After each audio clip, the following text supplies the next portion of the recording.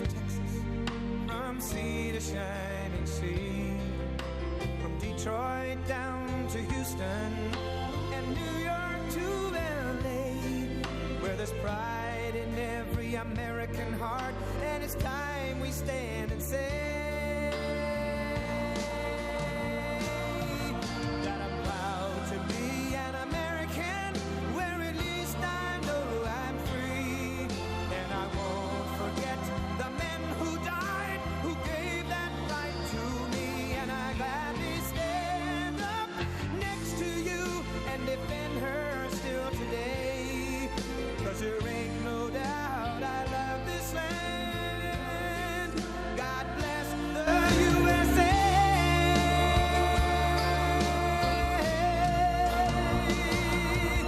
And I'm proud to be an American, where at least I know I'm free, and I won't forget the men who died, who gave that right to me, and I gladly stand up next to you and defend her still today, 'cause there ain't no doubt I love this land. God bless the USA.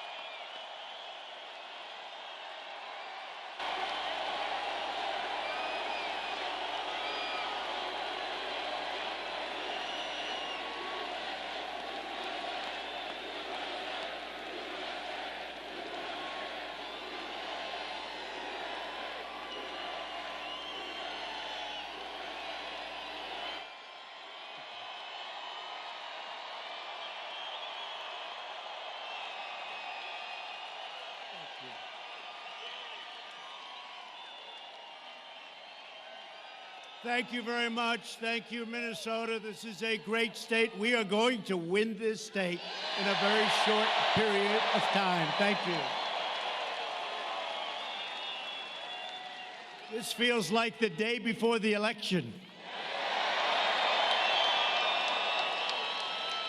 So we have 20,000 plus people inside. We just set a new record.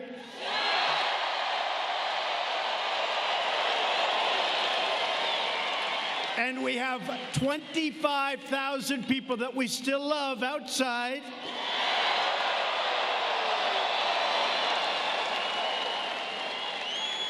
And close to 100,000 people wanted to come tonight. Thank you all. This is great. This is great. Thank you. I want to thank our great Vice President, Mike Pence, and Karen Pence for being here tonight. It is great to be back in the Twin Cities with the freedom-loving American patriots who make our country run. You know that. You know it. For the next 13 months, think of that. It seems like yesterday. For the next 13 months, we are going to fight with all of our heart and soul, and we are going to win the great state of Minnesota in 2020.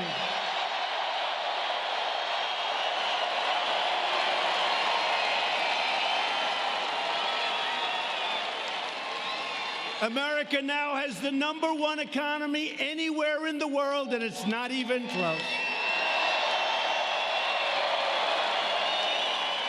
You know, I'm dealing with China right now. They're in Washington.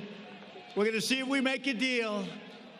But they want to make it. We're going to determine whether or not we want to make it. But they've been very nice. And today I got a call from one of the top representatives. He said, "Congratulations, Mr. President, on having a truly great, great economy." That's pretty nice.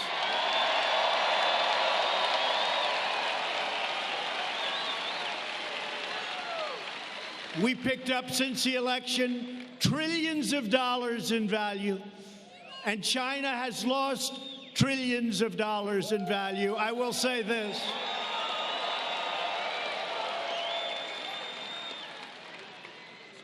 If our opponent had won that election, you know what would have happened?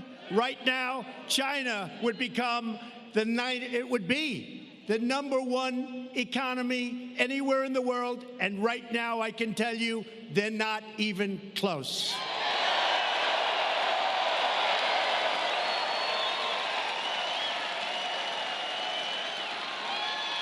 Our country is stronger than ever before because we are proudly putting, for the first time in a long time, we are putting America first.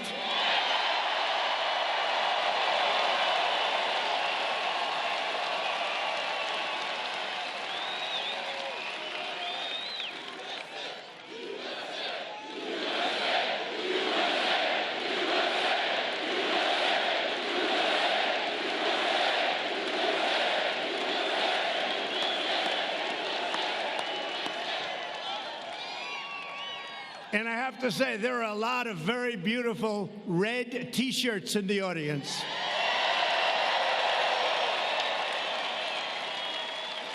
That was a record sale. They did very well. And I'll tell you what, cops love Trump. Trump loves cops.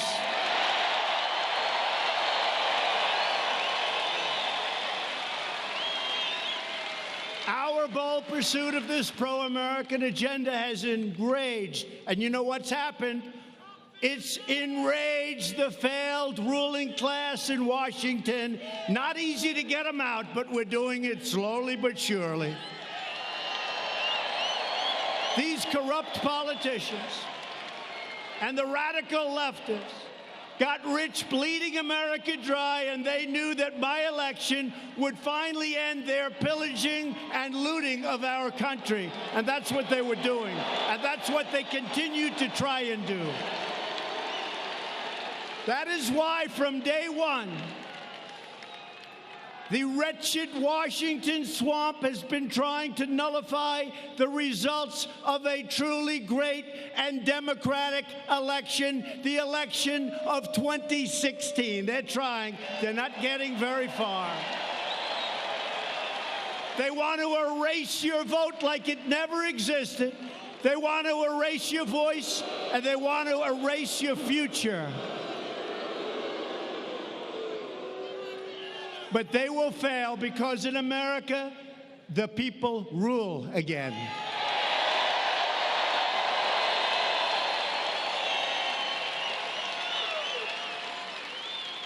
Do you remember that just 19 minutes after I raised my hand and took the oath of office, the Washington Post, a terrible newspaper that doesn't know how to write the truth, published a story, and in this case, they might have gotten it pretty correct. They said, the campaign to impeach President Trump has begun. That was the headline. Little did we know they weren't playing games. Think of that.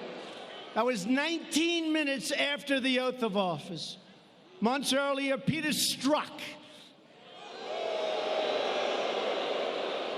Remember, he and his lover, Lisa Page. What a group. She's going to win 10 million to 1. She's going to win. I'm telling you, Peter. I'm telling you, Peter, she's going to win. Peter, oh, I love you so much.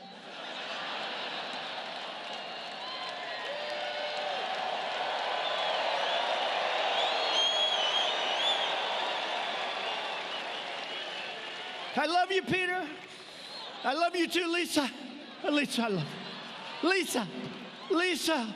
Oh, God, I love you, Lisa. And if she doesn't win, Lisa, we've got an insurance policy, Lisa. We'll get that son of a bitch out. We got an insurance policy. And we're living through the insurance policy. That's what it is. The phony Russia hoax. Lisa, I love you. Now, the do-nothing Democrat con artists and scammers are getting desperate. 13 months, they got to move fast because they're not beating us at the polls, and they know it, despite the phony Despite the phony polls that you see all the time. They're phony polls. You know, polls are no different. Remember, I always used to talk about polls? I know polls very well. Polls are no different than crooked writers. They're crooked polls. They're crooked polls. No different. Boy, that's a lot of media. Look back there. That's a lot of media.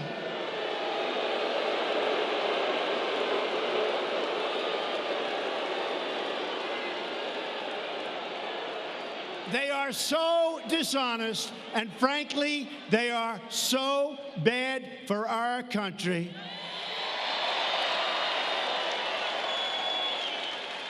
They are so bad. And they could be so good for our country. They could be so good. And maybe they'll change, and maybe they won't. I've been waiting for a long time. You know, after I won the last election, I said, you know, finally, it's okay. Finally, I'll get some great press. They got worse. They got worse.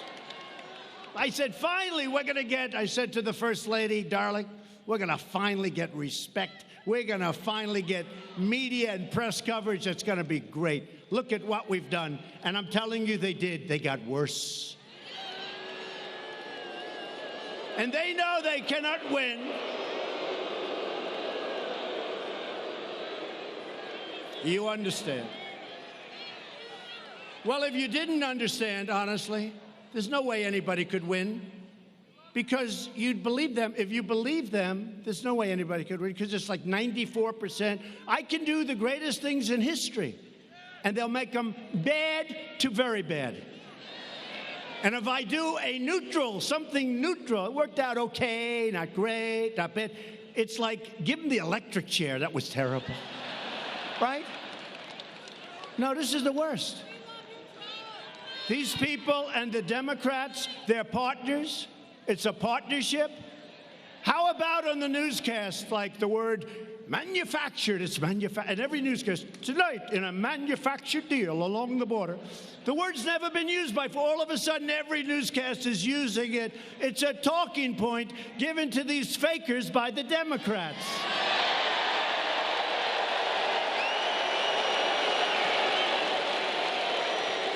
So they know they can't win the 2020 election.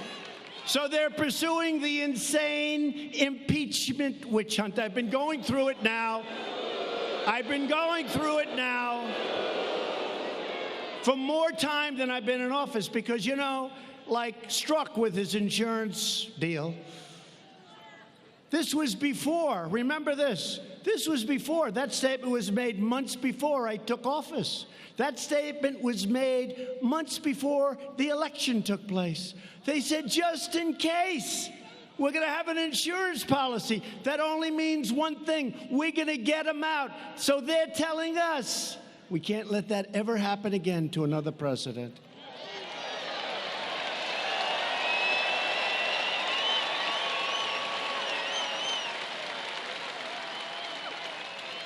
And Rush Limbaugh, Sean Hannity, a lot of people.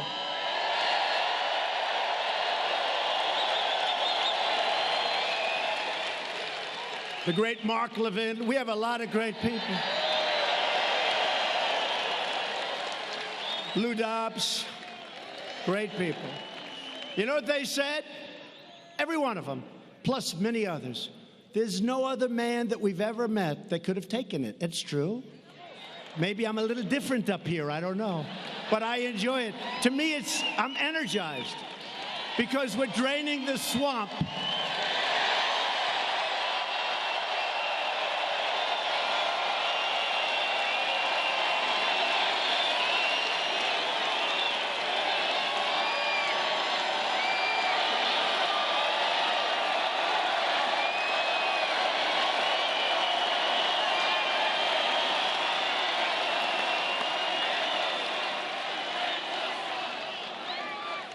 The Democrats' brazen attempt to overthrow our government will produce a backlash at the ballot box, the likes of which they have never, ever seen before in the history of this country.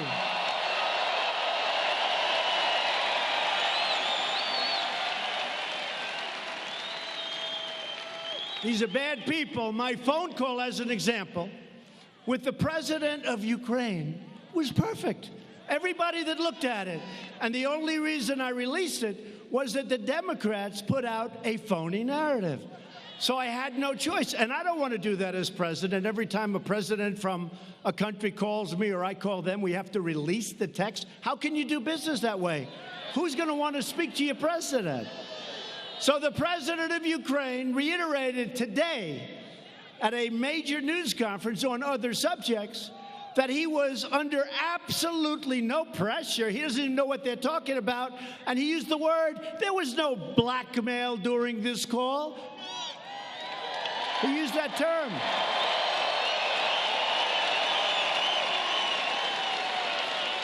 So in theory, that should be the end of it. Think of it. A president of the United States who's made our economy, with a lot of help from all of you, frankly, but from Mike and from some of our great senators and some of our great people that we have with us. We made this the strongest economy in our history. We've rebuilt our military. We're taking care of health care like nobody's been able to do. What we've done is incredible. And by the way, we're protecting your Second Amendment. If you don't have me, your Second Amendment is gone.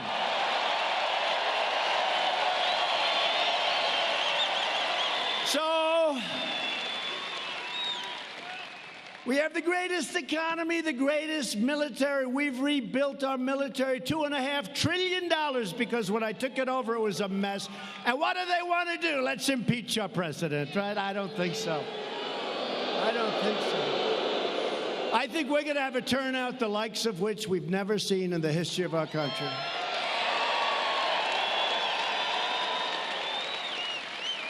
So we were really forced just to put it away.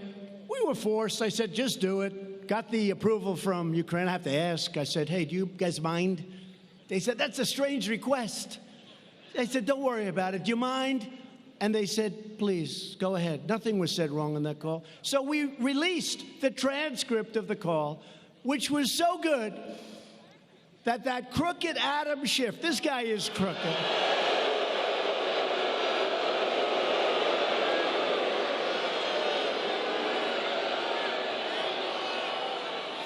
He had to make up a fake conversation that never happened, and he delivered it to the United States Congress and the American people. It was a total fraud. And then Nancy Pelosi said, oh, I think the president said that.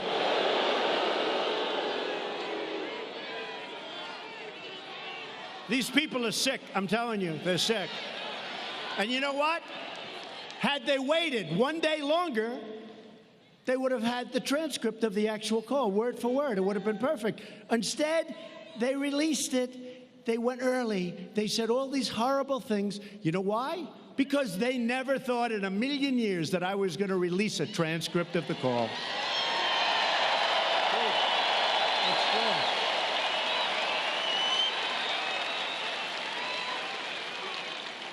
So Nancy Pelosi, upon hearing a false story from a whistleblower that had no clue what was going on in that call, or somebody gave her very bad advice, but also hearing it from Shifty Schiff.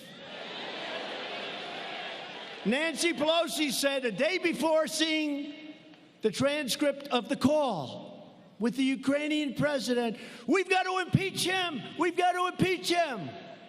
Right? And then she saw the call and she said to her people, what the hell? Nobody ever told me this was the call. But she keeps going anyway because the press is fake and they play right into their hands.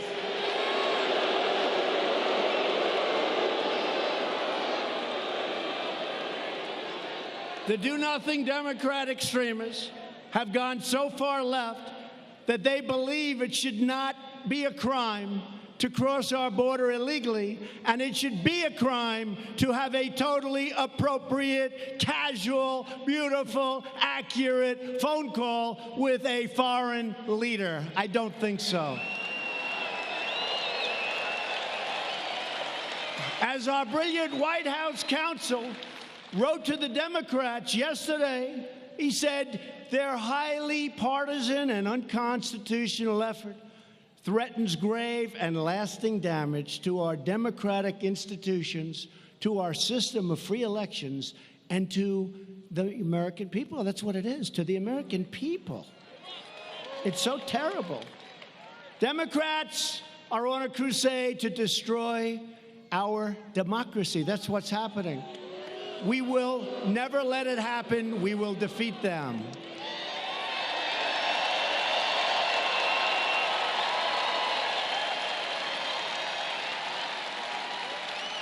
I mean, look at their debates. These people are crazy. They want to spend $99 trillion to redo buildings all over the United States. I said, what about China? What about Russia? What about India? What about all these other countries where that stuff is just flowing out? It's all right. Let him give you the answer. Man, did the cops act fast. He's already gone.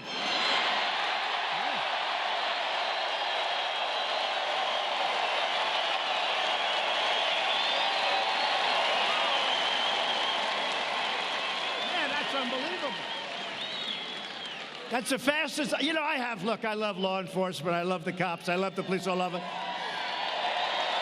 Minneapolis. You got a rotten mayor. You got to change your mayor. You got a bad mayor. But you know what? The police, I've done this a lot, and every once in a while who have very little disturbance. It's really, actually, is there any place where we can have more fun than at a Trump rally?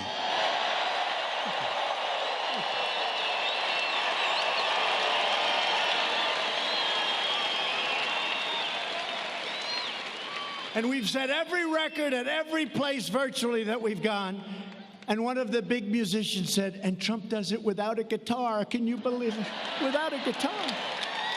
But this guy, so I've had it a lot where, you know, but sometimes it'll take the police like 30 seconds, 50 seconds. It's like Roger Penske when you watch him, who's getting the Presidential Medal of Freedom, by the way, very soon. Great.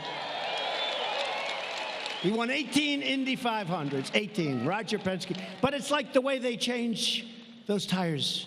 It takes 4 seconds to change the whole damn thing. I say, how the hell do they do it? That's the way these cops just reacted.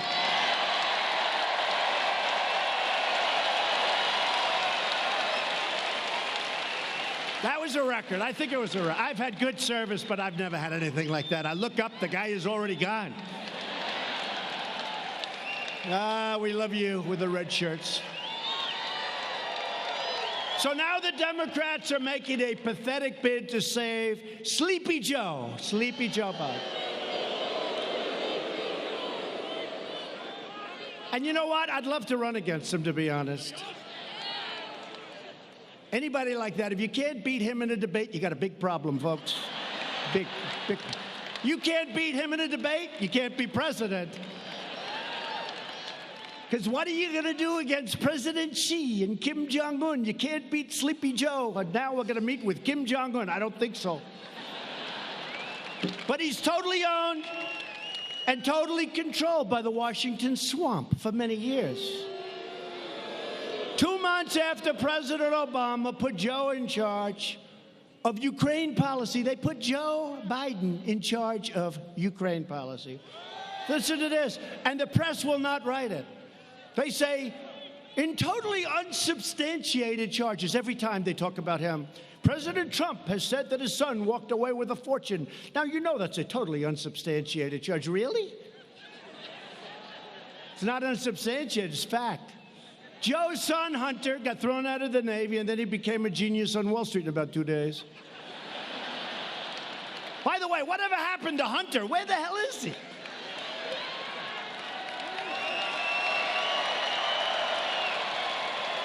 Where's Hunter? Hey, fellas, I have an idea for a new T-shirt.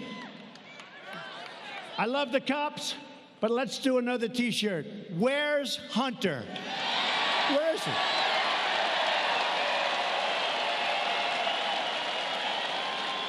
Here's Hunter being examined by Sleepy Eyes Chuck Todd or some of these people. Hunter, it's so great that you're here, sir.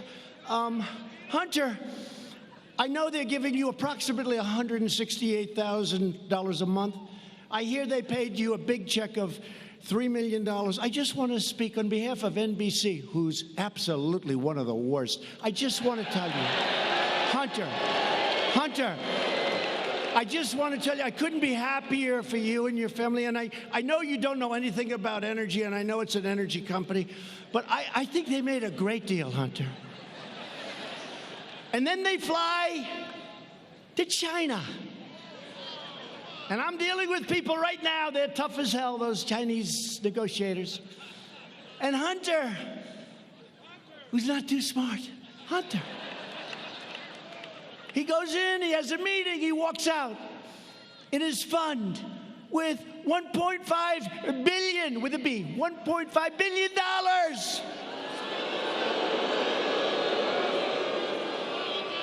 These aren't the same Chinese negotiators that I'm dealing with, I can tell you. These are not the same ones, but we are doing very well in that negotiation. Now think of it. Where's Hunter? Okay, get it. So where is Hunter? I want to see Hunter ask these questions. Hunter, you know nothing about energy. You know nothing about China. You know nothing about anything, frankly. Hunter, you're a loser. Why did you get $1.5 billion, Hunter?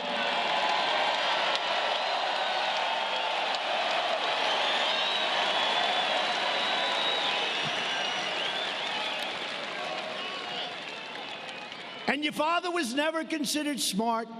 He was never considered a good senator. He was only a good vice president because he understood how to kiss Barack Obama's ass.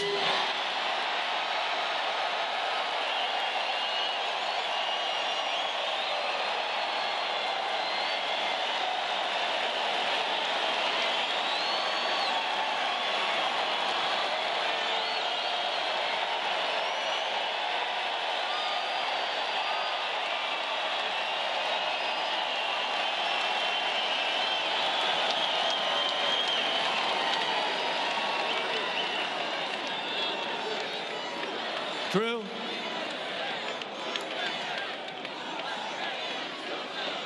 Thank you. Thank you. It's true. It's true. And they're always saying the same thing. Yeah, he got $1.5 billion.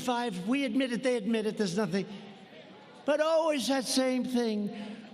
President Trump made a totally unsubstantiated claim about Hunter Biden and his father.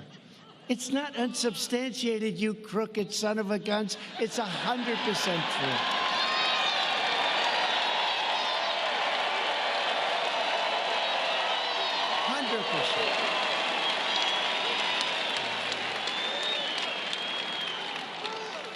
Even the smart guys on Wall Street, and I know all of them, they are smart. They've never seen anything like that one before. I've called them. Does that ever happen? Never happens. Guy walks in, no experience, no nothing. Walks out with $1.5 billion. Gee, flies in on Air Force Two with his father, the vice president. Don't forget, that's when he was vice president. So China gives his son $1.5 billion. How would you like to have Joe Biden take over negotiations right now with China? I don't think so. I don't think so.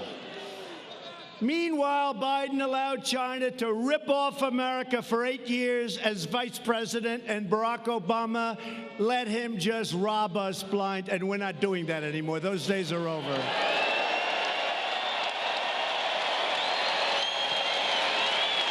The Bidens got rich, and that is substantiated, while America got robbed. That's what happened. Sleepy Joe and his friends sold out America. They didn't have tough negotiations. I look at these trade deals and I say, who the hell could have done this? If you had no business instinct, no business ability, if you had nothing, if you're dumb as hell, you wouldn't make these deals. They're so bad. I say, who made these deals? Who made these deals? But we're ripping them all up and redoing them, and they're going to be very good. Wait till you see what happens.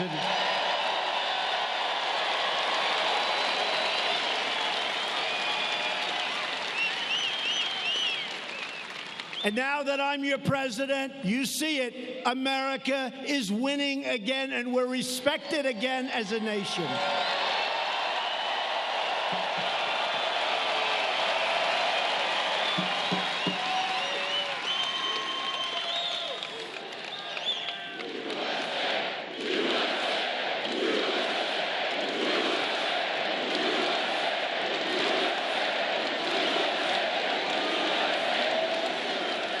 And in a brand new report just came out as I'm walking on the stage.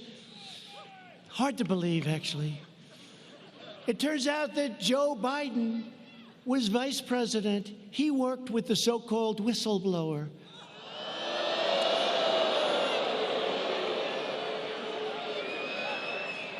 This is nothing but a partisan witch hunt, sabotage, and I'm sure they're going to say it's totally unsubstantiated. But one of them wrote the story. Congratulations, by the way. That's very nice. That's really good. That's the way you should do it. Good, good, good.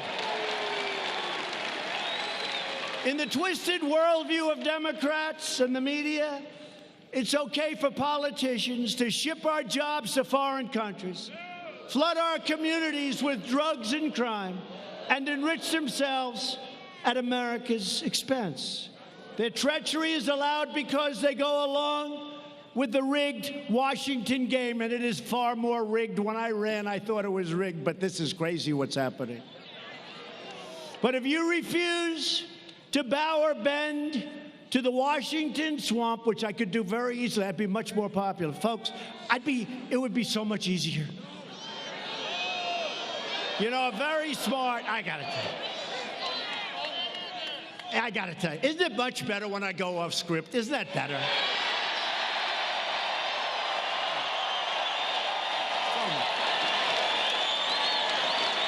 So much better. It's just.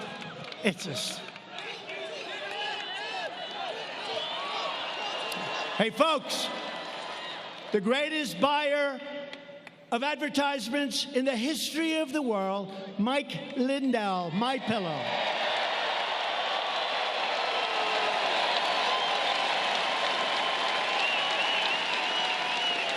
I have never seen so many ads. I think he's the greatest ad negotiator in history. And I told him, I said, would you do me a favor?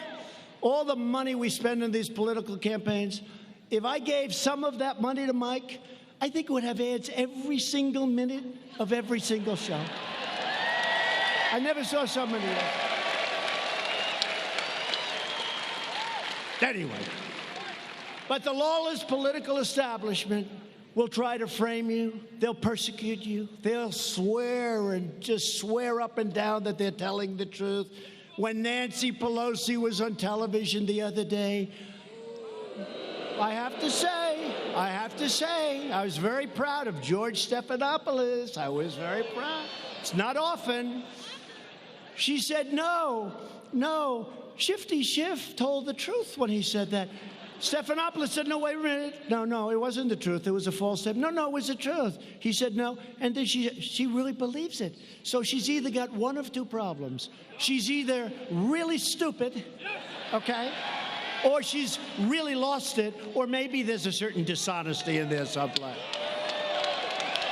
But they smear you. They spy on you.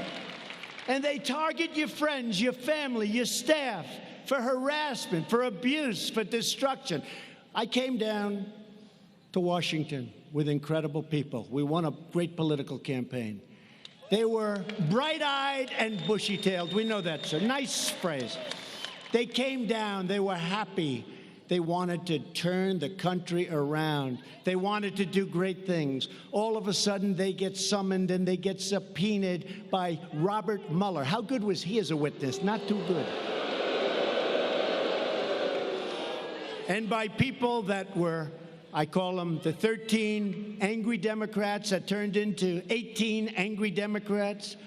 It was disgraceful. So people that were going down, sir, what is this? I look, oh, wow, that's a subpoena. What the hell is this? They took people, I really mean this, they took people that were full of life and energy and vigor. We had just won the greatest campaign in the history of American politics. It's true. It's true.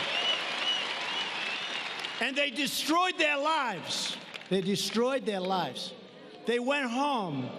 I could name many people, one in particular, who came down, an incredible young woman. She was going to help people. She wanted to help people. She had causes that were so good, she wanted to help people. And she ended up going home dark, dark. Her life became hell. They ruined people. They destroyed people. Good people. People that ended up paying far more money in legal fees than they made.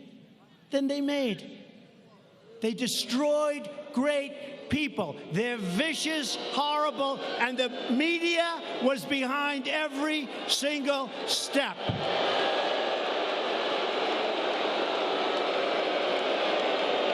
They destroyed so many lives. They destroyed so many lives, and they're continuing to do it, and it's a disgrace.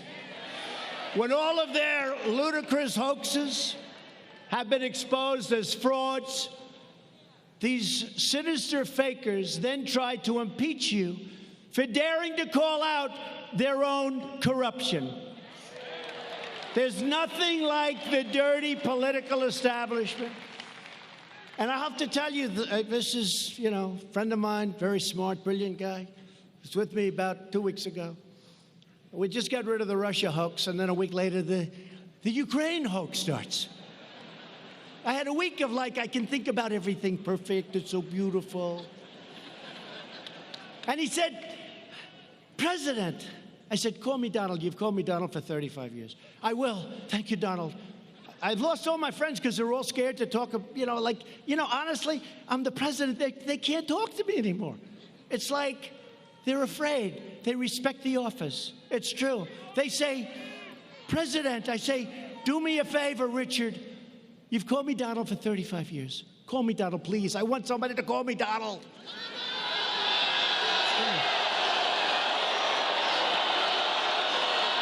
True.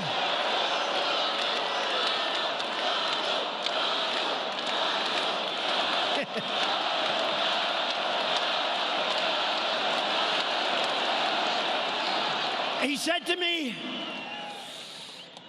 I just told him, call me. He said, President, I can't do it, he said. So I says, President, you've been here now for, think of it, almost 3 years. Can you believe we're here 3 years? It's we.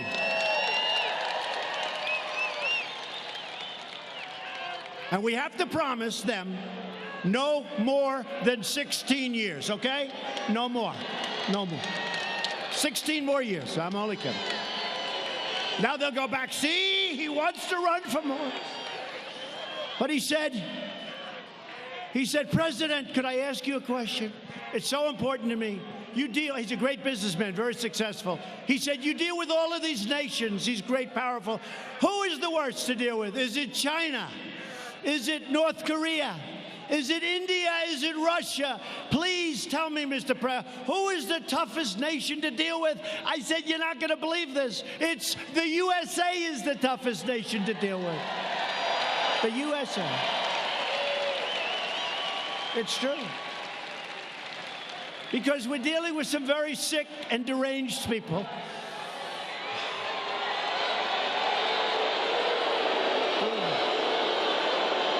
There's nothing that the dirty political establishment hates more than a president that they cannot intimidate, own, and control. They're trying to stop me because they know that I don't answer to them, I answer to you. It's true.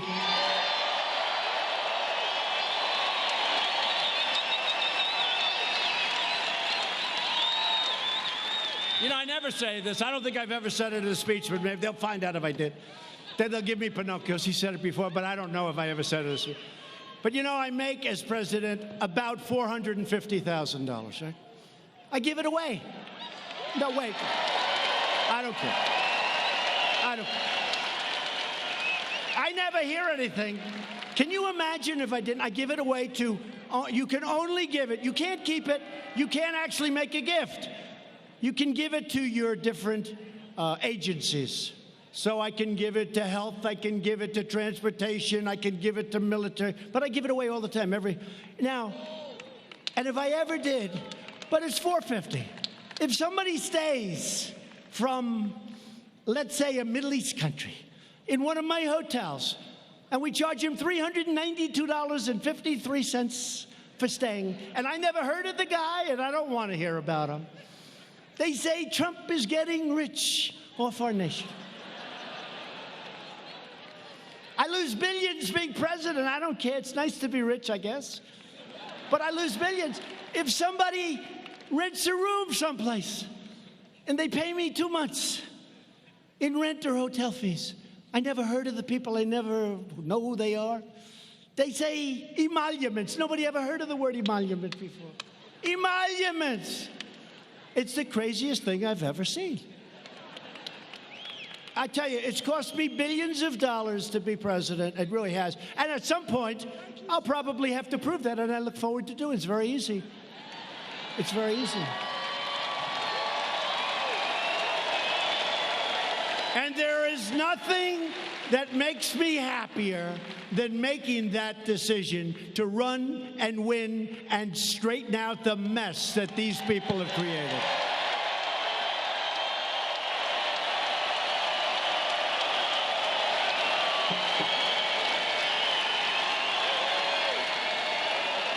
So in a desperate attempt to attack our movement, Nancy and Chuck, two beauties, have given control of the Democrat Party entirely over to the radical left, including Minnesota's own Representative Omar.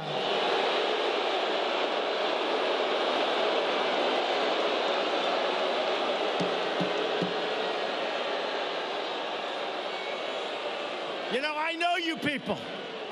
I know you people. I know the people of Minnesota. And I want to tell you, and I also at the same time, it's both a question and a statement. How the hell did that ever happen? How did it happen? How did it happen? Congresswoman Omar is an America-hating socialist. She minimized the September 11th attack on our homeland, where far more than 3,000 people died, saying some people did something. Big deal. Some people did something. She pleaded for compassion for ISIS recruits right here in Minnesota. Omar laughed that Americans speak of Al-Qaeda. Remember that tape? Speak of Al-Qaeda. But when we say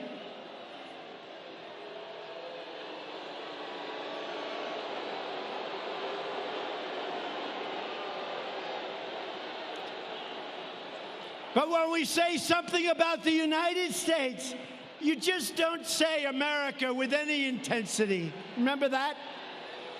Representative Omar has a history of launching virulent anti-Semitic screeds, whether you like it or not. She said the U.S. support for Israel is all about the Benjamins. She said that pro-Israel lawmakers have an allegiance to a foreign country. Omar wrote that Israel has hypnotized the world. May Allah awaken the people and help them to see the evil doings of Israel and the United States. How do you have such a person representing you in Minnesota? I'm very angry at you people right now.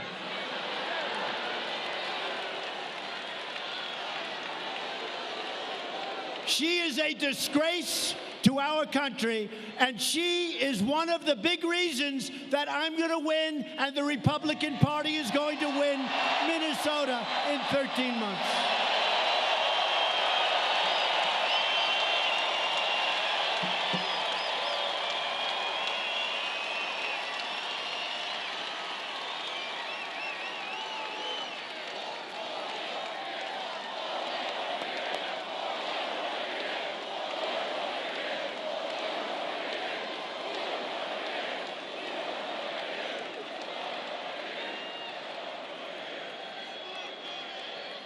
Thank you very much.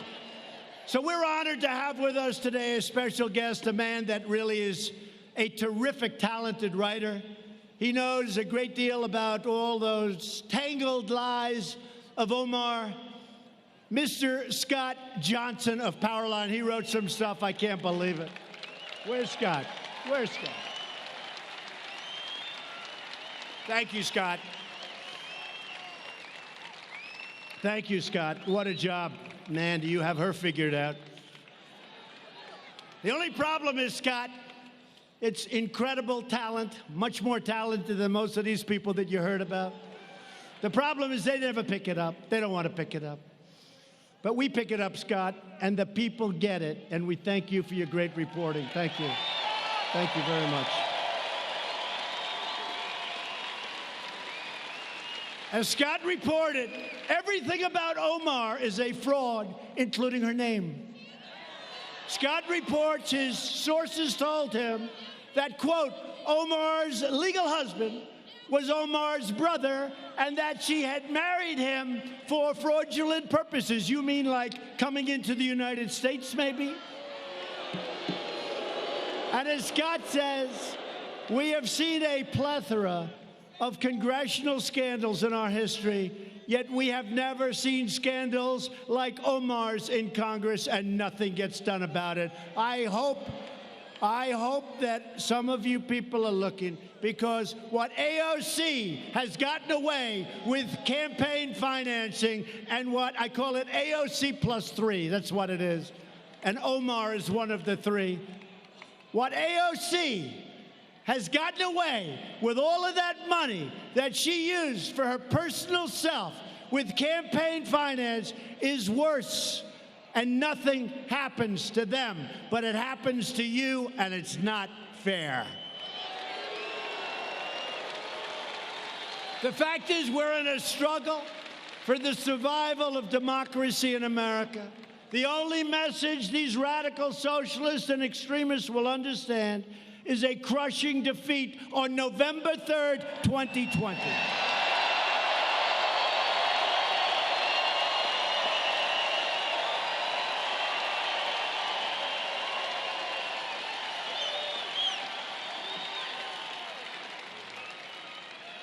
With your help, we will win back the House. We will keep the Senate. And we will win the White House. And we're thrilled to be joined tonight by some incredible people that have helped me so much. One of your tremendous, talented, tough Congressman, Tom Emmer. Tom.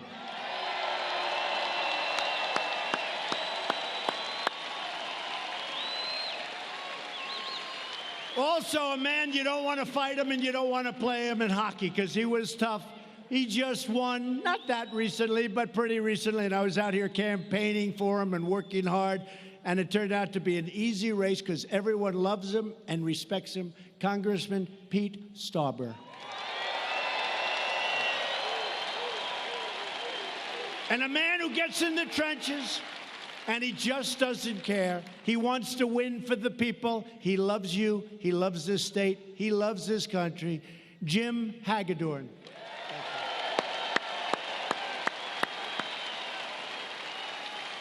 And a great friend of mine with his incredible family. He's a friend, he's smart. I guess you'd say he's brilliant.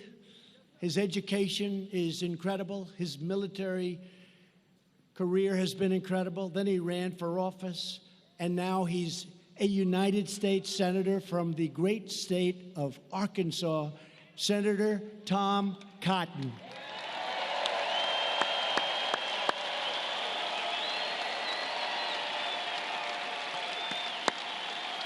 Great guy. And Minnesota Senate Majority Leader Paul Gazelka. Paul. Thank you, Paul. Minnesota GOP Chairwoman Jennifer Carnahan. She's been incredible.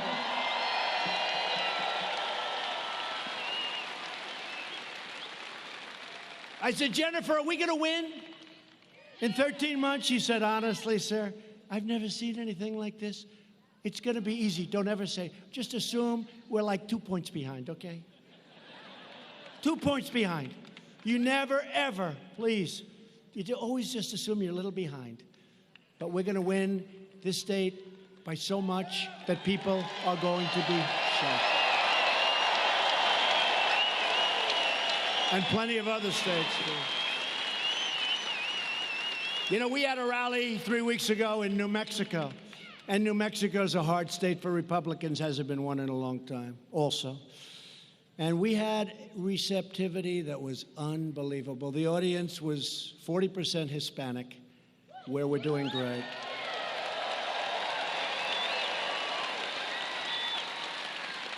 And you know, Hispanic, they understand borders better than anybody, better than we do.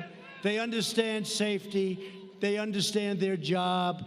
They don't want people taking it away. They don't want crime. They understand it better. That's why we're doing so well. But we're in New Mexico, and I'm telling you, that was electric. But honestly, all evenings are electric. We haven't had any bad ones. We haven't.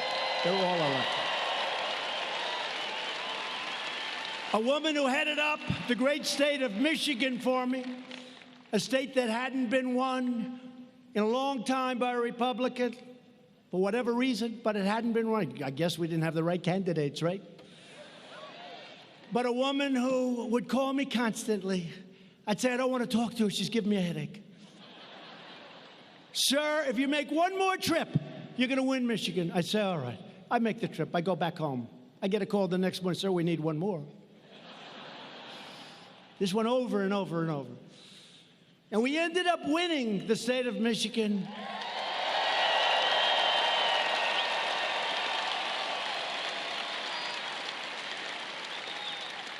And I said, who the hell was that woman that kept bugging me to go back to Michigan and speak just one more time every week? One more time, sir. And her name is Ronna McDaniel. She's fantastic, and she's the head of the RNC.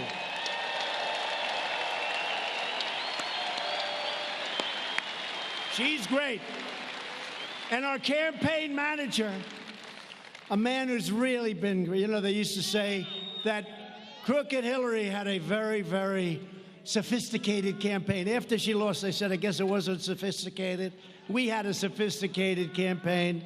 Nobody knows the world of computers better than this guy, Brad Parscale. Remember when they used to say it?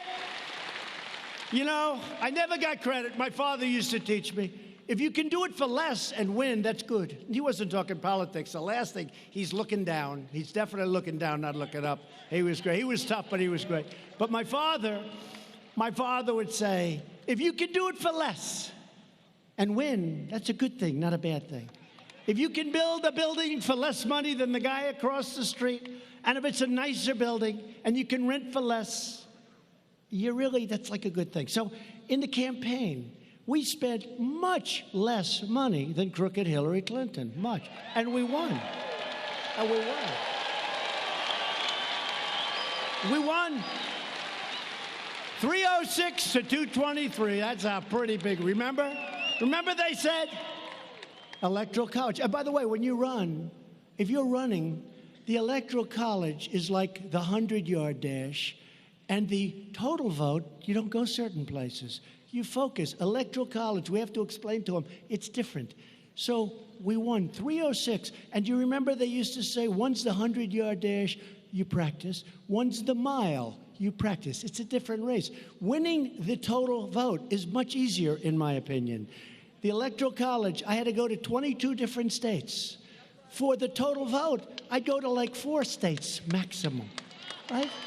Much easier. It's much easier. I'm all for it.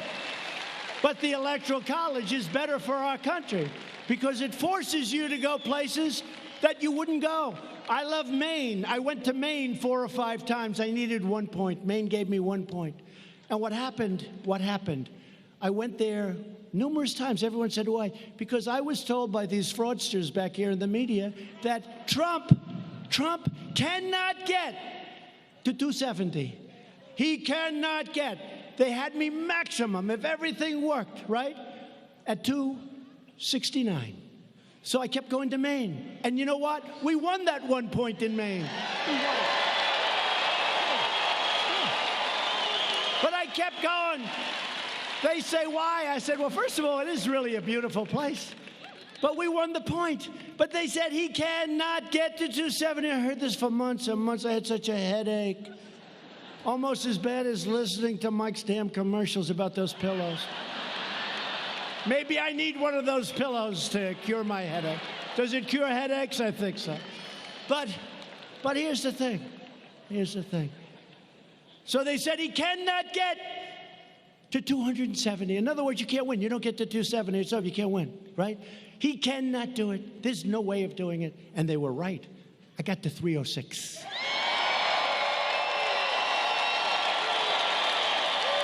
They were right. But I didn't get to 306. You got to 306. We won incredible states. We won incredible states. We won Wisconsin. We won Michigan. We won Pennsylvania. We won North Carolina. We won South Carolina. We won Florida. What a run. Do you remember the evening that we won? I think, look, forgetting me, I think it was one of all of us together because we all worked hard. I was the messenger, but we all worked hard. That was our victory, not my victory. But that was one of the greatest nights in the history of television. One of the greatest nights. And hopefully it'll go down when we're allowed to get all of this stuff seeded. You know, it's like a tree. You plant it, it has to go, but it needs a little. That's why we need the 4 more additional years. It's got to grab on and catch so they can't destroy it.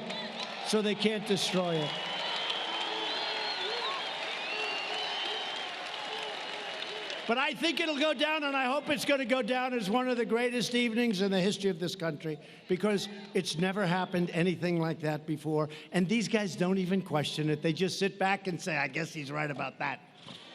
I'll never forget the night before. I was at a tremendous arena. The place was going crazy. It was like this, going crazy.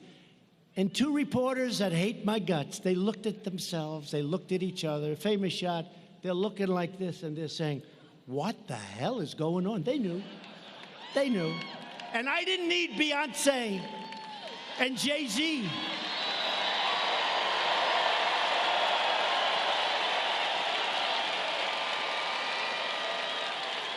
And I didn't need little Bruce Springsteen and all of these people. They got all these people. They'd come in because you couldn't get a crowd. They'd come in, they'd sing, they got Bruce Springsteen. Okay? He'd do about 2 songs and leave. What happens is they leave, and then everyone leaves with him. And she's still speaking in front of the same lousy crowd. It's the craziest thing I've ever seen. And then they complain sometimes I'll use a terrible word like hell. The other day I used the word hell. I got hell from... They said he used terrible language. I used the word hell. It was so bad. But you got to hear Jay-Z, the words he was using. He was using the F word all over the place. And then the next day they say, I use bad language. The word hell is a terrible word. These people are sick.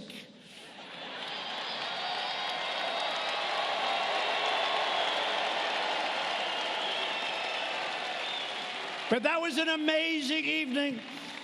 I'll never forget that evening. It's, you know, look, outside of your family and your children and things. I love you too, darling.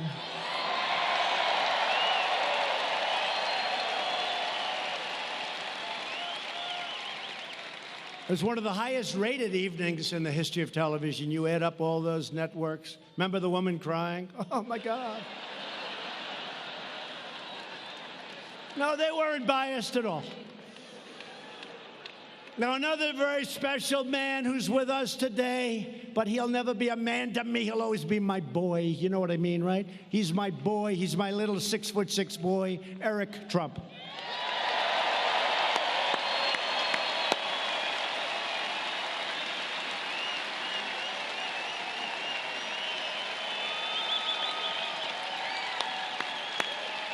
And the parents understand that, right?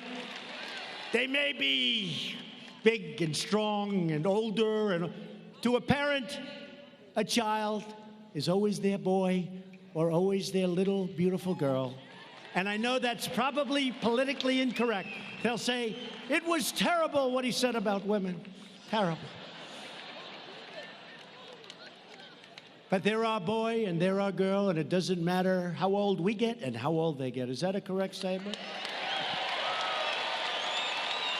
And I'm also proud to endorse your next Republican senator from Minnesota, a man that I've known, a man that is tough and smart, a man that's running against somebody that's never done a damn thing in the Senate, Mr. Jason Lewis.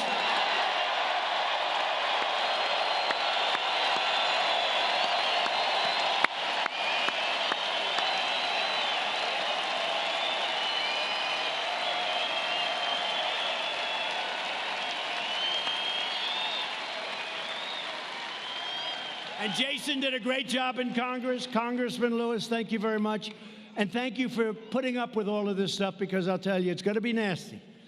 It's going to be nasty. They're going to make up stories about you. They're going to say things that's going to want to make your wife say, why did I marry this guy? Just say, don't worry about it. It's just another phony story. Thank you very much, Mr. and Mrs. Lewis. Jason, thank you.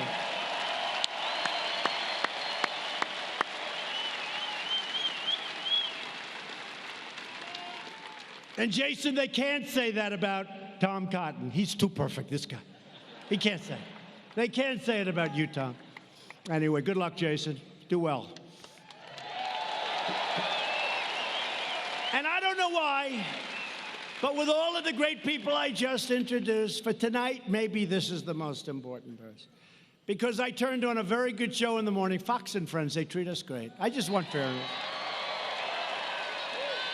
What a great group. Ainsley and Steve. And by the way, Brian's gotten a lot better, right?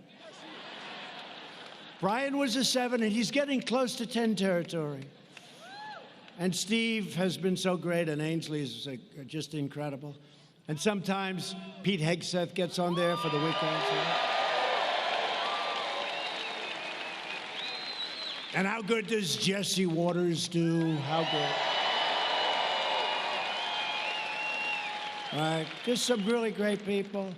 And again, Tucker's been very good, I have to say. He's been good. Smart. He's been great. Tucker. And the legendary Sean Hannity.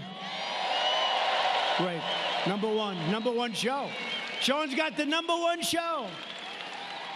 And Laura Ingraham was knocking him out of the park. Laura.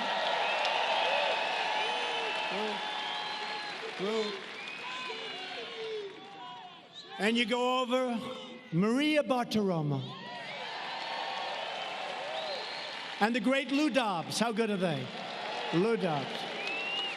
And many more. And many more.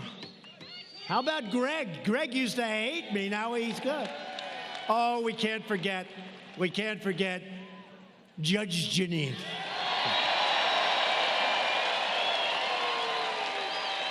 I would be in such trouble if I forgot Judge Jeanine.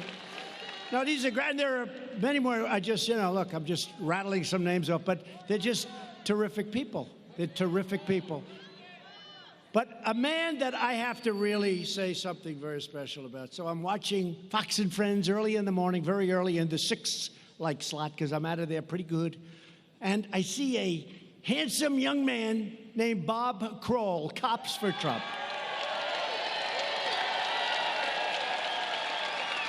And he's talking about this lousy mayor they've got. Now, he didn't quite say that, but I say it. He's talking about this lousy mayor that won't let the cops, the police, the law enforcement, You know, my father always used to say, son, he meant it too, never say cops. It's disrespectful. Say police officer. I say, okay, Bob. But honestly, the truth is with time, I love you guys, whether you're cops, police officers, law enforcement, I'll call you whatever you want. It doesn't matter. You are so great, so respected. You don't even know how much our public loves you. You don't know it. You don't know it.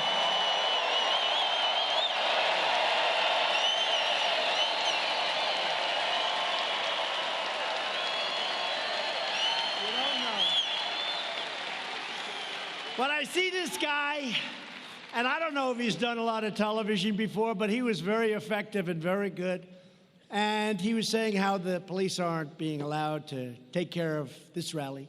And yet with President Obama and Bush and all these people, they were, you know, fine. Everybody comes, they fall asleep at a rally. But they weren't allowed to do the job for us, and they went wild. So what I want to do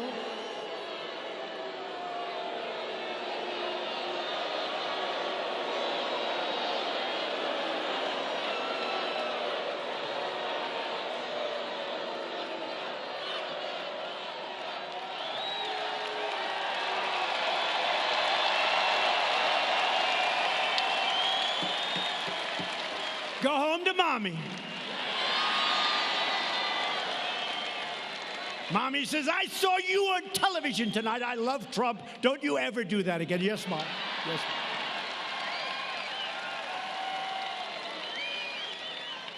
But the job he did before the election, I came right here to Minnesota, and I pledged to address this really important issue. And it's the issue of law enforcement. And when I saw this man, this great gentleman on television, pouring out his guts, pouring out his heart, I don't know him. He knows I've been good to law enforcement. He knows I've been good to, as my father would say, the police. He knows I love the cops. He knows that. And so does everyone else. I mean, so many shirts, so many red shirts, and there are plenty of people here without the red shirts. And I want to just tell you, the respect that we have for law enforcement is unbound. It's unbound. Come up here, Bob, come up.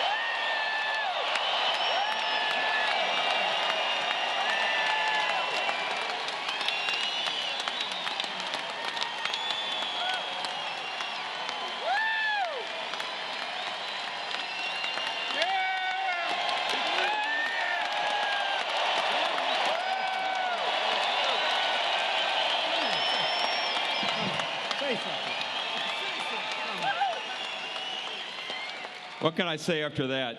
Tune in, Fox, 10:15 tonight. Shannon Bream, they asked us on. How can you thank this guy for everything he's done for law enforcement? Wonderful president. Thank you, fellas. I'll see you later. Thank you very much. Thank you. Great people. Thank you.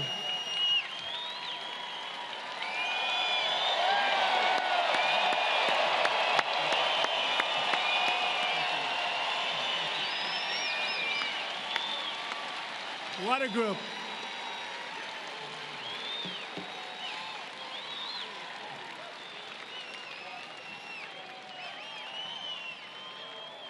I think your very weak mayor made a mistake when he took them on.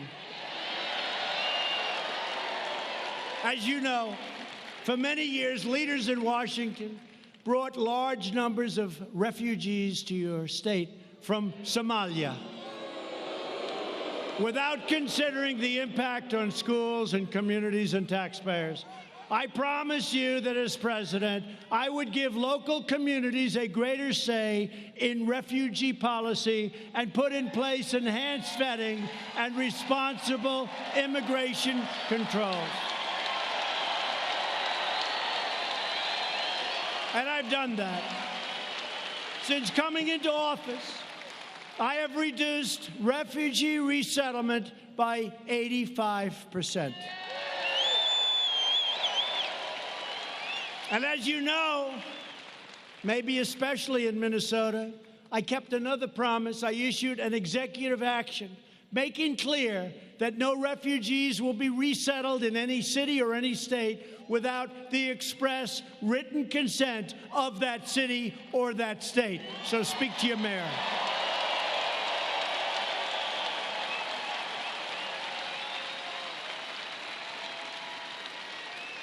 You should be able to decide what is best for your own cities and for your own neighborhoods, and that's what you have the right to do right now. And believe me, no other president would be doing that. If Democrats were ever to seize power, they would open the floodgates to unvetted, uncontrolled migration at levels you have never seen before. You think you have it bad now? You would never have seen anything like what they want to do.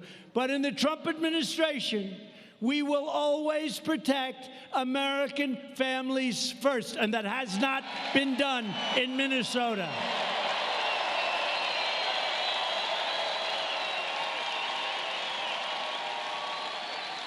We've also implemented the strongest screening and vetting mechanisms ever put into place. We are keeping terrorists, criminals, and extremists the hell out of our country.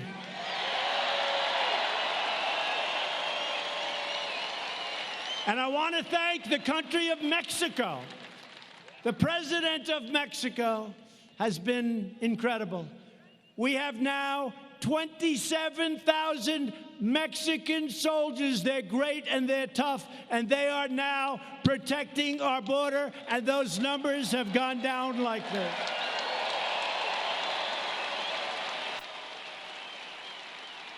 Thank you, Mr. President. We will not make the mistakes made in European countries and allow a violent ideology to take root in our country, on our shores. We're not going to allow it to happen.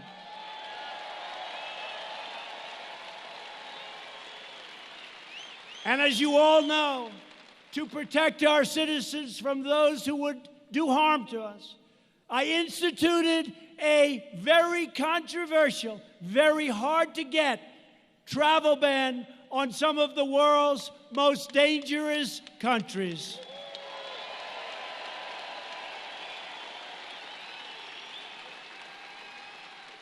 And the other day, one of the fake news reporters in the back said they were talking about the travel ban, and they said, well, you know, the president has lost in court. They said, where? On the travel ban. And he's right. I lost, and then I lost at the appellate division, and then I won at the United States Supreme Court.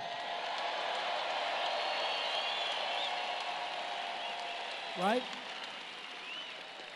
And he knew that, but he said, I lost on the, and he was right. I lost. And then I lost again, but then I won. And we have the travel ban. But instead of saying he lost, and then he lost at the appellate, and then he won at the United States Supreme Court, he said he lost on the travel ban. These are very dishonest people. Do you understand that? Very dishonest people. In the Republican Party, we believe that those who seek to join our society must embrace our values, honor our history, and love our people.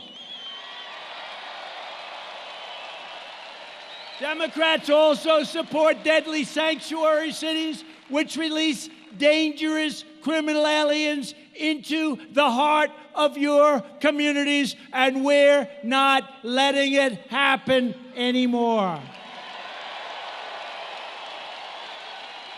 Republicans believe American cities should be sanctuaries for Americans, not for criminal aliens.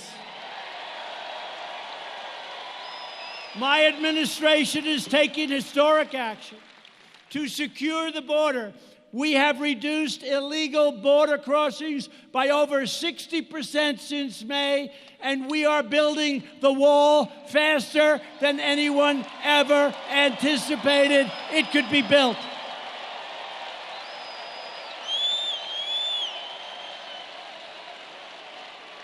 And this is a serious wall. You've all seen it. It's going up rapidly. And you think that was easy? I had every Democrat in Congress fighting me. I had a lot of the rhinos fighting me. They say, see, he's not getting it built. He's not getting. Let me tell you, you have every Democrat fighting you. We took it from here, and we took it from there, and we took it from all over the place, and we got that thing. That's the biggest patchwork of financing you've ever seen, and that sucker is going up, and it is the finest. It is the strongest. It's largely 30 feet tall, which is the maximum height that they wanted.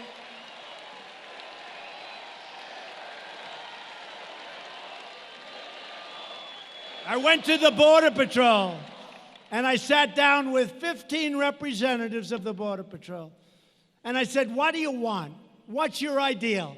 I actually said, I want to give you the Rolls Royce. And they killed me for that. They said, it's not an American-made product. They happen to be right. No, they're right about that one. They're actually right there, Tom. But I said, I want to give you the Rolls Royce of walls. Tell me. And they told me everything. And then we built some alternative walls. We built all different types. We built about 7 of them. And then we had climbers come in. The one that worked the best was the one we're building. It also, unfortunately, the bad news, it's also the most expensive, but we got it for the right price. We got it for the right price.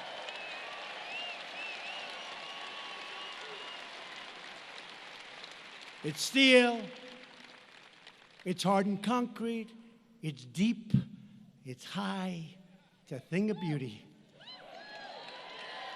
And it's going to keep bad people out of our country. That's what it's going to do. And the Democrats knew this. Most of the Democrats 4 years ago, they wanted a wall. Now all of a sudden, they don't want a wall. You know why they don't want a wall? Because I want it. It's the only reason.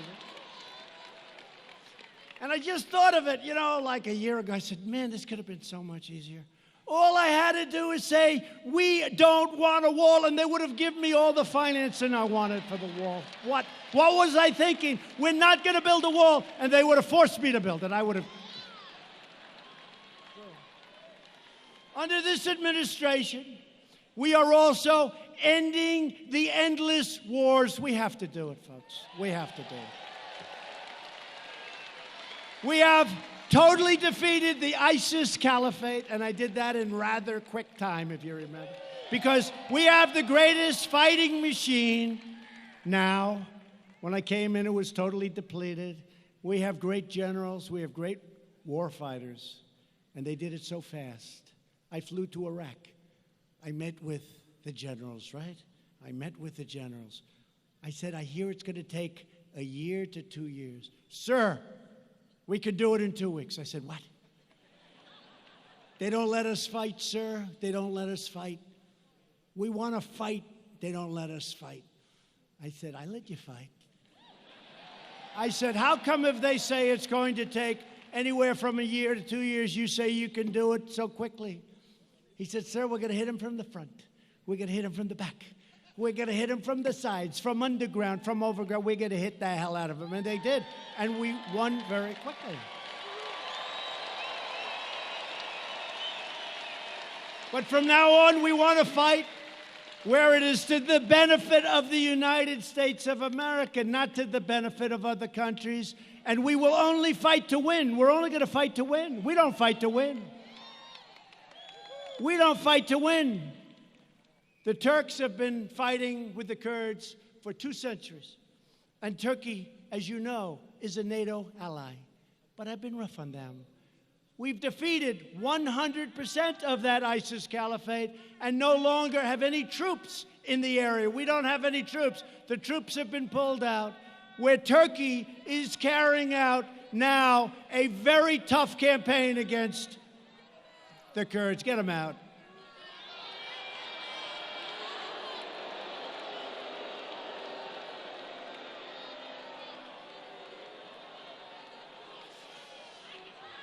So Turkey is right now waging a very tough campaign against the Kurds. We got along with the Kurds, and we help the Kurds. And don't forget, they're also fighting for their land. You know that.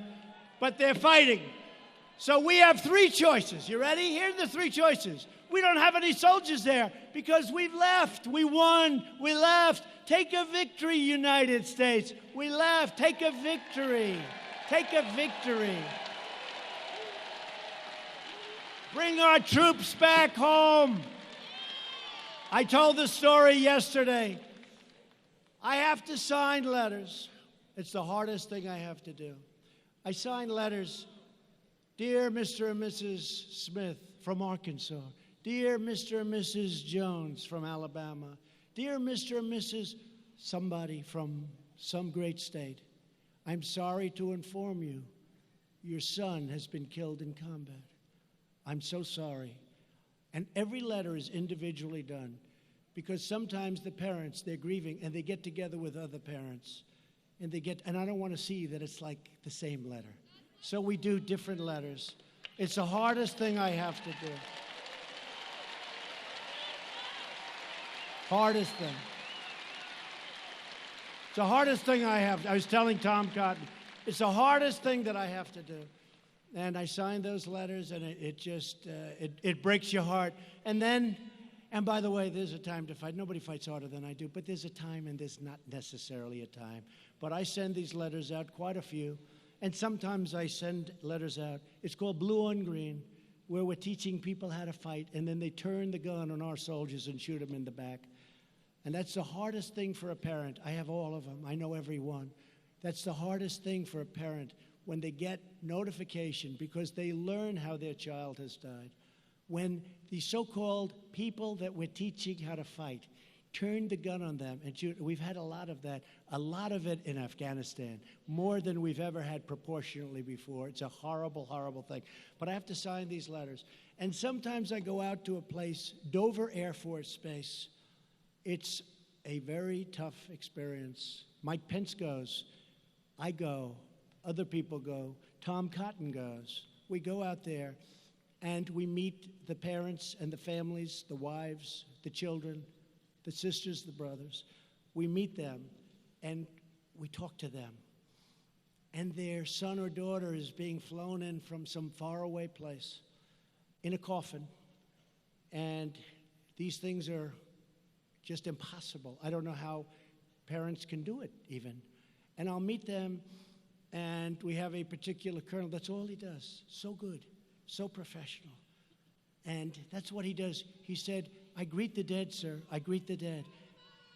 And what happens is this big, incredible machine flies in, this tremendous cargo plane.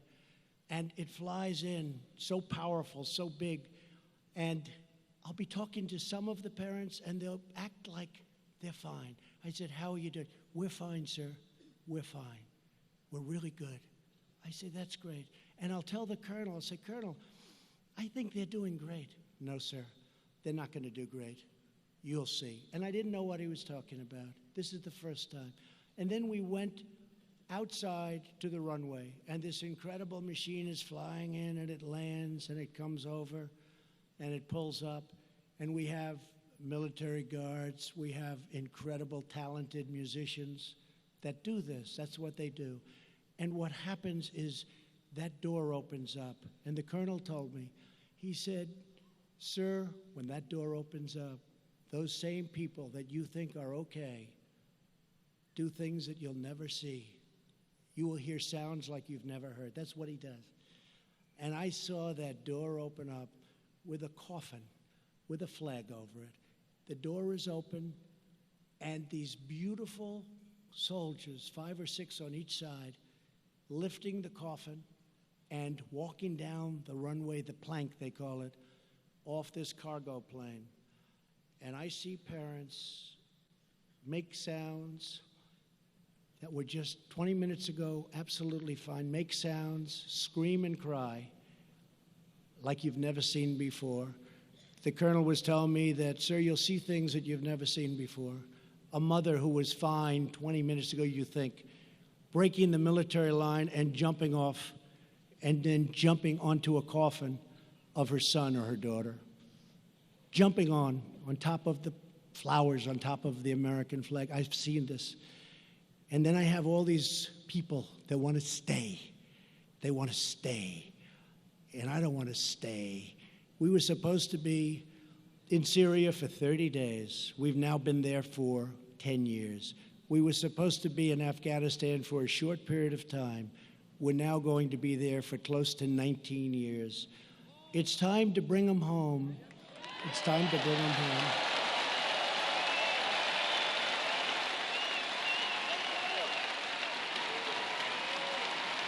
It's true. Time to bring them home.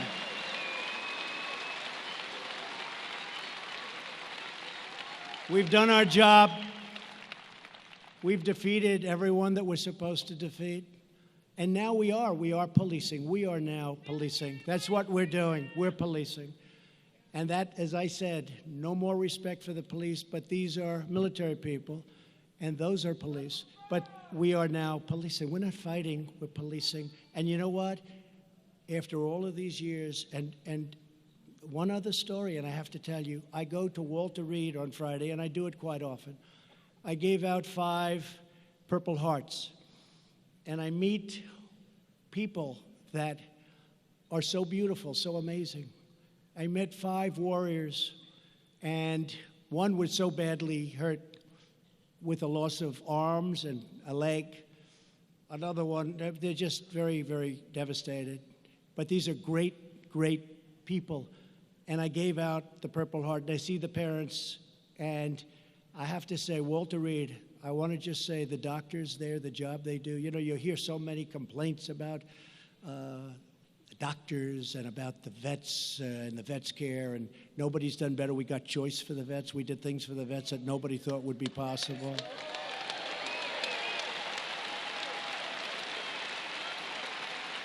But I saw these young men, and I gave them their Purple Hearts, and their parents were there crying. And one of them was so amazing. I said, "What's your problem?" "Sir, my face was blown apart. My nose was absolutely just blown apart." He said, "Sir, it's incredible." And I looked at him and said, "That's the most beautiful nose I've ever seen." "What do you mean?" He said, "A doctor worked on my face for 10 hours in the field. He said there were 1,000 fragments." Now, I don't know if that's right, but, well, a lot. He meant a lot. He said there were 1,000 fragments. He rebuilt my nose with glue. He glued the bones together. He rebuilt my nose. I say, "You have the most beautiful nose I've ever seen," and it's true. And his father came over to me. He said, "Sir," father was crying. He said, "Sir, honestly, my son looks better now." He said, "My son did not have a good-looking nose. Now look at it. It's beautiful. It's beautiful." But these doctors at Walter Reed and these Army and Marine and the medical doctors, they are unbelievably great people. And they see sights that you and I hopefully will never see. They see things that nobody will ever see. And there's nobody like them. And I have to give a shout out to those people. There's nobody like them.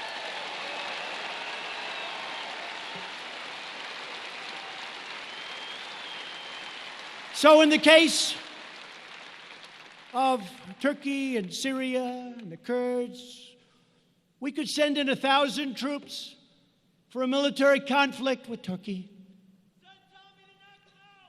No, you don't want to do that. We could hit Turkey very hard financially. Or we could mediate a deal between Turkey and the Kurds. I like that. You know, let's mediate a deal. But remember, they've been fighting each other for hundreds of years. And we were artificially put there, in this case, by President Obama. So we did our job, we knocked out, and I'll tell you another thing. We have to be treated fairly. We have to be treated fairly. We're not treated fairly by other nations. We captured many, many ISIS fighters. Most of them came from Europe. They came from Germany. They came from France. They came from all of these countries. And we called them. I called them myself in many cases. I said, take your fighters. They said, we don't want them. You take them. I said, no, no, no. We did you a big favor. They're citizens of Germany. They're citizens of France. They're citizens of these various countries in Europe. Take your fighters. We don't want them, sir. We don't want them. And I said, how unfair are we treated? We do them a great favor, and they won't take the fighters. So we're doing some things that are pretty amazing, and every once in a while you have to change course and do what you have to do. The United States has spent $8 trillion in the Middle East. We've lost thousands of brave soldiers and tens of thousands of terribly wounded people, great people. Their lives will never be the same. These wars produced only chaos and bloodshed.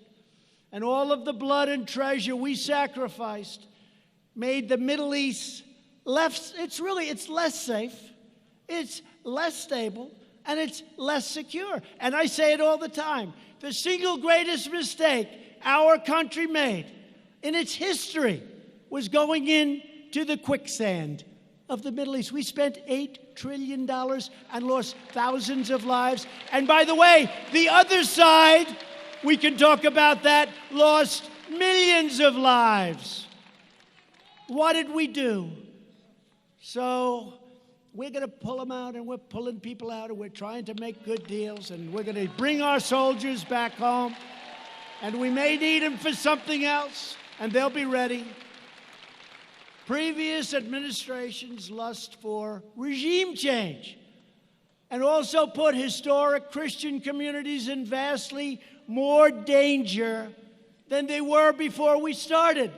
They are some of the biggest victims of these power vacuums and reckless foreign adventures. The Christians. And we work hard with the Christians. We have tremendous evangelical support. We work hard with the Christians. So we're slowly getting out of the Middle East. We're doing it carefully. And we're rebuilding our military like we have never rebuilt our military before. When I came into office, a very prominent general told me, because it looked like we could have a big conflict with someone, said, sir, we have no ammunition. We had old planes. We had planes that were so old they didn't fly. We had people going to the desert, the plane graveyards, airplane graveyards, picking up parts. I never want to hear a president of the United States hear those words again. I never want to have a president hear the words, sir, we have no ammunition. Think of that. Think of that. Now, thanks to more than $2.5 trillion worth of investment in our military, we have more ammunition, more missiles, more rockets, more tanks, more fighter jets, and more of everything else than we've ever had before. And we have no choice. You look around the world and we have no choice, unfortunately. And the Democrats want to dismantle our military. After years of building up other countries, we are finally building up our country. That's what we have to do.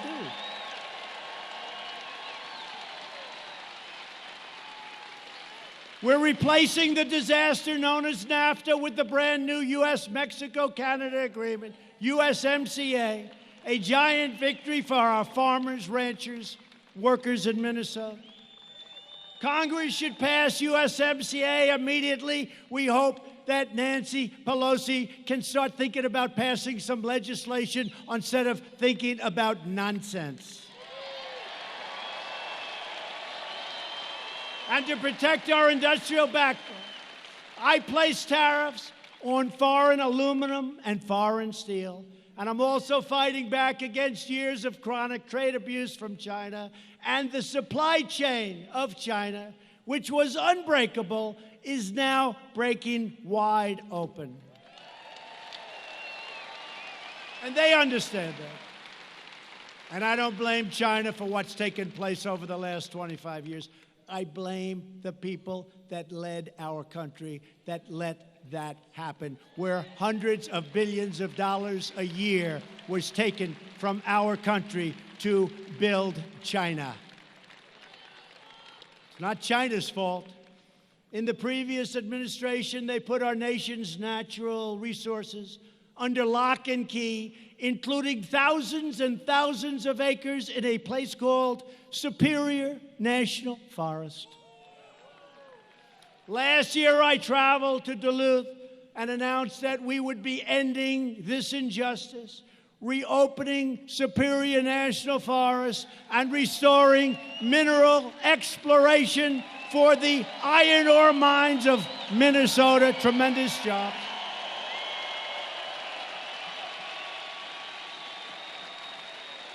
And now the Iron Range is back in business.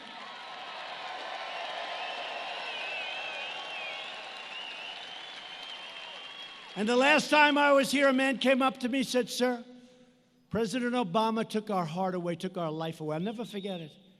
A man, strong guy, had tears in his eyes. He said, "You gave us back our life because they took it away from him. We gave it back." Best iron ore there is anywhere. My administration is also fighting the Democrat socialist health care agenda that would obliterate Medicare. Republicans will protect Medicare, and we will always protect patients with pre-existing conditions.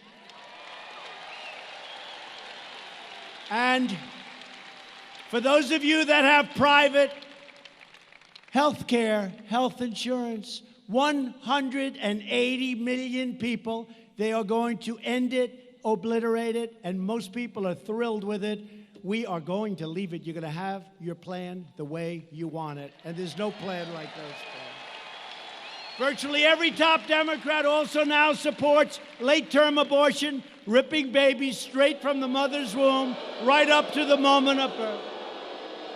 And that is why I've asked Congress to prohibit extreme late-term abortion, because Republicans believe that every child is a sacred gift from God.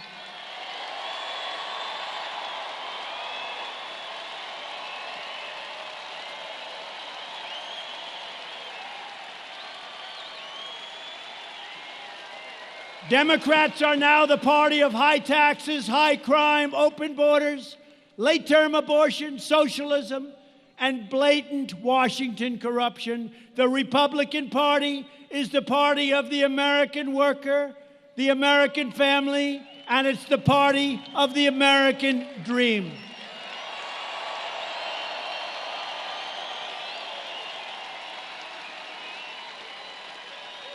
For years, you watched as your politicians apologized for America. You remember that? T, I'm sorry. I'm so sorry. Now you have a president who is standing up for America. We are standing up for Minneapolis, and we are standing up for the great state of Minnesota.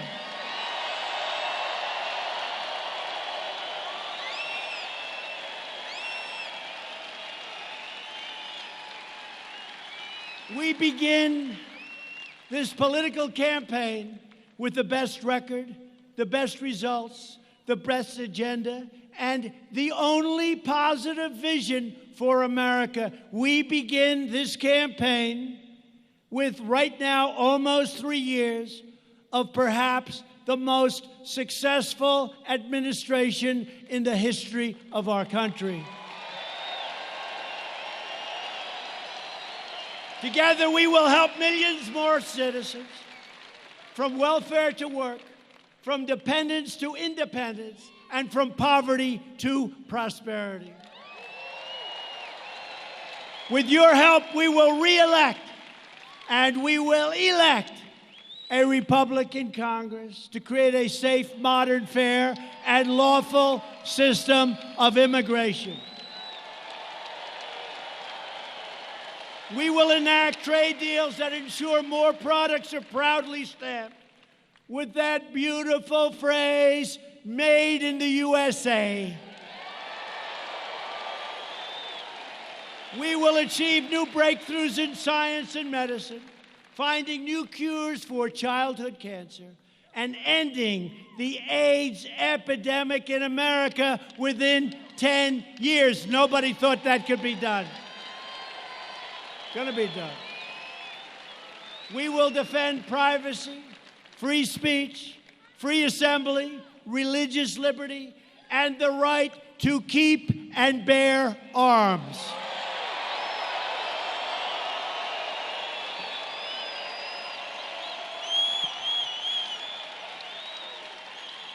And above all, we will never stop fighting for the values that bind us together as one America. We support, protect, and defend the Constitution of the United States.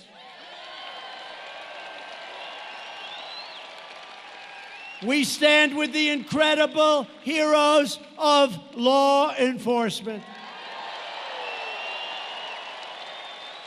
We believe in the dignity of work and the sanctity of life. We believe that children should be taught to love our country, honor our history, and always respect our great American flag.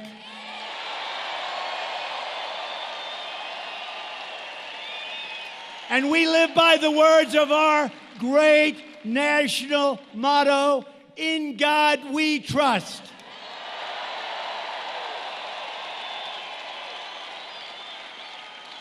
We stand on the shoulders of American patriots who built this country into the greatest nation ever to exist in history. Our ancestors crossed the oceans, settled the continent, tamed the wilderness, revolutionized industry, pioneered science, won 2 world wars, defeated fascism and communism, and put a man on the face of the moon. Proud citizens like the people of Minnesota helped build this country, and together we are taking back our country. We are returning power to you, the American people. With your help, your devotion, your drive, we are going to keep on working, we are going to keep on fighting, and we are going to keep on winning, winning, winning, winning.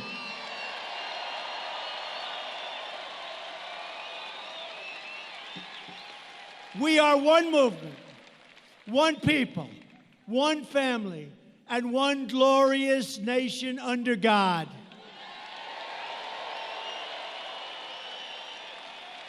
America is thriving like never before. And ladies and gentlemen of Minnesota, I will tell you this with great certainty, the best is yet to come.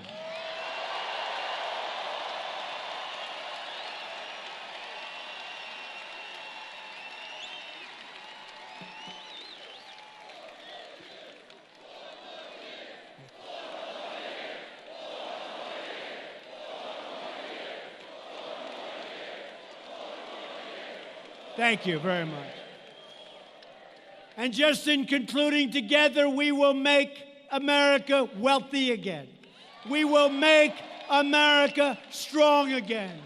We will make America safe again. And we will make America great again. Thank you, Minnesota. Thank you.